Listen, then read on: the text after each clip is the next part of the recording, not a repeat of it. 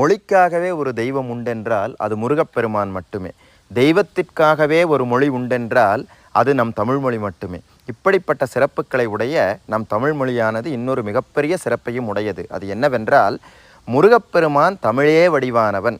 தனக்குரிய தெய்வம் தன்னுடைய வடிவத்திலேயே இருக்கக்கூடிய சிறப்பை பெற்ற ஒரே மொழி நம்முடைய தமிழ்மொழி மட்டும்தான். அது எப்படி தெரியுமா? முருகப்பெருமானுடைய திருக்கரங்கள் 12, நம் தமிழ்மொழியின் உயிரெழுத்துக்கள் 12. முருகப்பெருமானுடைய விழிகள் 18, அதாவது முகத்திற்கு 3 விழிகள் வீதமாக 18 விழிகளை உடையவன் முருகப்பெருமான். நம்முடைய தமிழ்மொழியில் 18 மெய்யெழுத்துக்கள் உண்டு. முருகப்பெருமானுடைய ஆயுதமானது உமையம்மை வழங்கிய அந்த வேலாயுதம் 1. அது நம் தமிழ்மொழியின் ஆயுத எழுத்தாக அமைந்திருக்கிறது.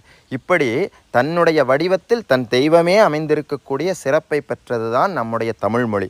அப்படிப்பட்ட சிறப்பை கொடுத்தவன் நம் முருகப்பெருமானே.